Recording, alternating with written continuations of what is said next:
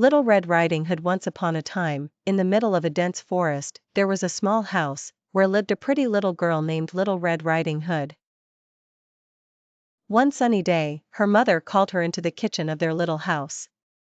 "Grandma is sick," she said. "Take her this basket of cakes, but be very careful. Stay on the path through the forest and don't stop. If you walk quickly, no harm will come to you." "Don't worry," she said. "I will run to Grandma's without stopping." Little Red Riding Hood kissed her mother and left.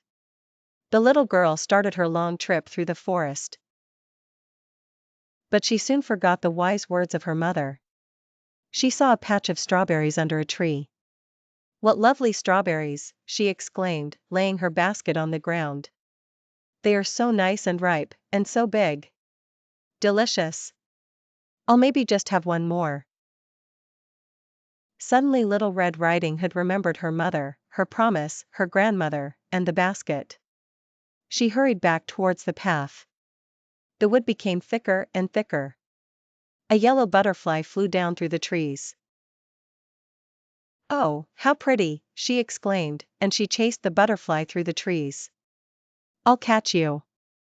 Then she saw some large daisies in the grass. "Oh, how beautiful!" she exclaimed. "Grandma will love them." And she picked a huge bunch of flowers.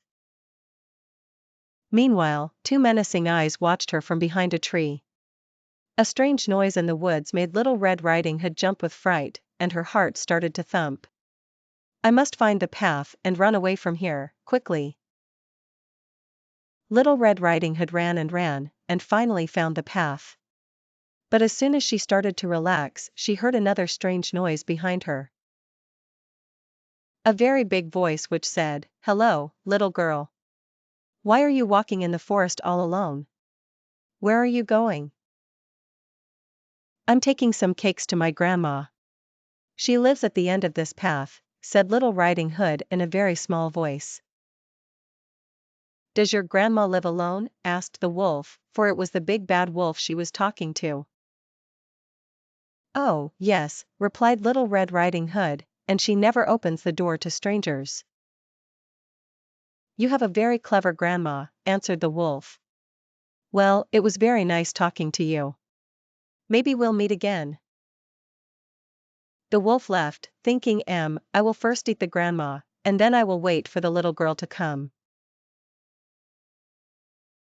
The wolf arrived at the end of the path, where the little house stood. Knock. Knock. The wolf knocked on the door. "Who's there?" called Grandma from her bed. "It's me, Little Red Riding Hood. I have brought you some cakes because you are sick," answered the wolf, trying his best to hide his big wolf voice.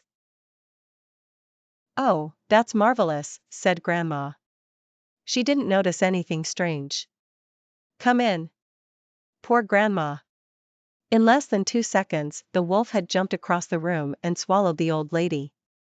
Gulp. Then, the wolf put on Grandma's dress and hat, and slid into the bed. Soon, Little Red Riding Hood knocked on the door. "Grandma, it's me. May I come in?"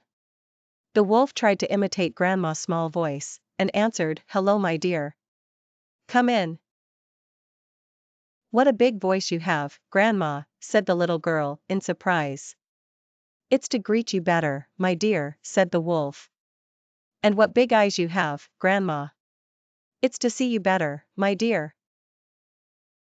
"And what big hands you have," exclaimed Little Red Riding Hood, approaching the bed. "It's to hug you better, my dear." "And what a big mouth you have," murmured the little girl in a feeble voice. "It's better to eat you with," growled the wolf, and he leapt out of the bed and swallowed her as well. Then with a full stomach he fell asleep. At that moment a hunter emerged from the forest.